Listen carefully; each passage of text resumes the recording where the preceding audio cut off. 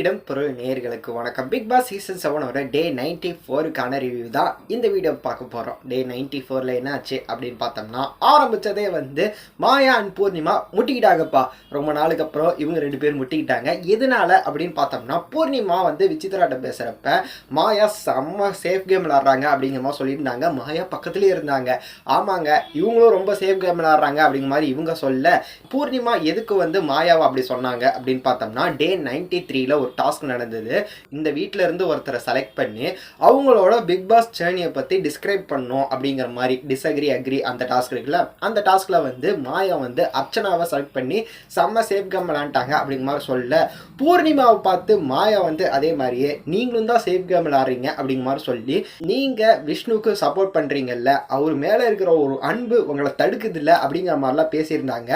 அது வந்து பூர்ணிமாவுக்கு ஹர்ட் ஆகி 2 பேரும் சண்டை கட்டிகிட்டு இருந்தாங்க அப்படின்லாம் இருக்க கொஞ்சம் ஓவராக தான் வந்து பூர்ணிமா ஹர்ட் ஆகிட்டாங்க. மாயா அவ்வளோக்கு ஹர்ட்லாம் ஆகலை அப்படின்னாலும் அதை வந்து வெளிக்காட்டல. ஆனால் வந்து பூர்ணிமா வந்து அழுது வீட்டுக்குள்ளே வந்தது வந்து லவ் பண்ணுங்கிற இன்டென்ஷனில் வரல அப்படிங்கிற மாதிரிலாம் சொன்னாங்க.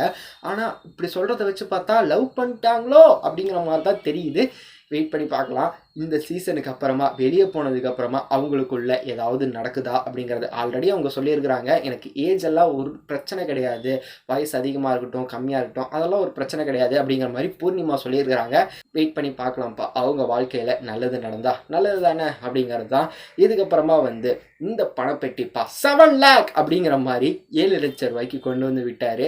நீங்கள் இந்த பணப்பெட்டியை எப்போ வேணாலும் எடுத்துக்கலாம். ஆனால் வந்து என்னோட டைம் முடிஞ்சோடனே நான் எடுத்துகிட்டு போயிருவேன். இந்த பணத்தோட மதிப்பு கூடவும் செய்யலாம் குறையவும் செய்யலாம். அந்த மாதிரிலாம் வந்து பயம்லாம் படுத்திட்டாரு. 10 லட்ச ரூபா வந்தோடனே நான்லாம் எடுத்துகிட்டு போயிடுவேண்டா அப்படிங்கிற மாதிரி தான் வந்து வீட்டில் நிறைய பேர் இருக்காங்க. விசித்ராமா அப்படி இருக்கிறாங்க, பூர்ணிமா அப்படி இருக்கிறாங்க. பூர்ணிமா வந்து நான் வீட்டிலேருந்து போகிறேன்னு சொல்கிறாங்க. போக வேண்டியதானே அப்படிங்கிற மாதிரி தான் இருக்குது. வெயிட் பண்ணி பார்க்கலாம் எப்போ எடுத்துகிட்டு போகிறாங்க அப்படிங்கிறது, யார் எடுத்துகிட்டு போகிறாங்க அப்படிங்கிறத. நீங்கள் ஏதாவது உங்களுக்கு ஆப்ஷன் இருந்தால் இவங்க எடுத்துகிட்டு போவாங்கப்பா அப்படின்னு நினைக்கிறேன் அப்படின்னு நினச்சிங்கன்னா கமெண்ட்டில் சொல்லுங்கள். இதுக்கு அடுத்ததாக என்னாச்சு அப்படின்னு பார்த்தோம்னா, ஒரு டாஸ்க் வச்சாங்க. 2 பார்ட்டாக நடக்கும் இந்த டாஸ்க் அப்படிங்கிற மாதிரி. ஃபஸ்ட்டு வந்து கார்டன் ஏரியாவில் வந்து டாஸ்க் நடக்கும். அப்ஸ்ட்ராக்கல்ஸ்லாம் இருக்கும். பூந்து குதிச்சு தாண்டி சறுக்கி ஃபினிஷ் லைனை டச் பண்ணணும் அப்படிங்கிறது தான். இந்த போட்டியில் வந்து யாருக்கு விருப்பமோ கலந்துக்கலாம் அப்படிங்கிற மாதிரி சொல்லிட்டாங்க. விசித்ராமா இந்த டாஸ்கில் வந்து கலந்துக்கல. நான் இளம் தலைமுறைக்கு வழி விடுறேன் அப்படிங்கிற மாதிரி, நீங்கள்லாம் விளையாடுங்க அப்படிங்கிற மாதிரி சொல்லியிருந்தாங்க. ஏன்னா தாண்டி புகுந்து குதிச்சு அப்படிங்கிறதுலாம் அவங்களுக்கு கொஞ்சம் கஷ்டம் அப்படிங்கிறதுனால அவங்க வந்து நான் வந்து கலந்துக்கல அப்படிங்கிற மாதிரி சொல்லிட்டாங்க. இதுக்கப்புறமா வந்து வீட்டில் இருக்கிற எல்லாருமே மேக்ஸிமம் கலந்துக்கிட்டாங்க அப்படிங்கிறது தான். இந்த டாஸ்கில் வந்து ஜெயிச்சு ஒரு 3 பேர் வந்து தான் ஃபஸ்ட்டாக யார் முடிக்கிறாங்களோ அந்த 3 பேர் தான் வந்து இந்த அடுத்த கட்டத்துக்கு போவாங்க, பார்ட் 2க்கு போவாங்க. அது வந்து ஆக்டிவிட்டி ஏரியாவில் வந்து ஒரு பஸ்ஸர் டாஸ்க்குப்பா.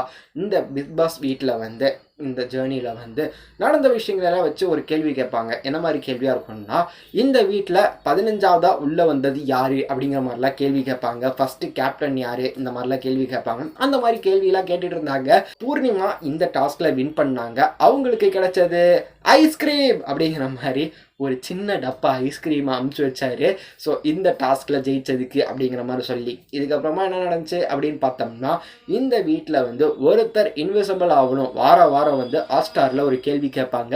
அதில் வந்து என்ன கேள்வி போன வாரம் கேட்டிருந்தாங்கன்னா, இந்த வீட்டில் ஒருத்தரை இன்விசிபிளாக ஆக்கணும் அப்படின்னா யாரை ஆக்குறது அப்படின்னு கேள்வி கேட்டாங்க. அதில் வந்து மாயா அப்படிங்கிற மாதிரி செலக்ட் பண்ணியிருந்தாங்க. எல்லாருமே நிறைய பேர் ஓட் பண்ணியிருந்தாங்க. அப்படின்லாம் இருக்க மாயா இந்த வீட்டில் வந்து யாரை என்ன வேணாலும் செய்யலாம், மாயாவை யாரும் கண்டுக்கக்கூடாது அப்படிங்கிறது தான். ஸோ இந்த மாதிரி ஒரு டாஸ்க் வச்சோடனே விஷ்ணு சொன்னார், ஆல்ரெடி அவங்கெல்லாம் எனக்கு இன்விசிபிள் தான், இதெல்லாம் ஒரு மேட்ரா அப்படிங்கிற மாதிரிலாம் சொல்லிட்டு இருந்தார்.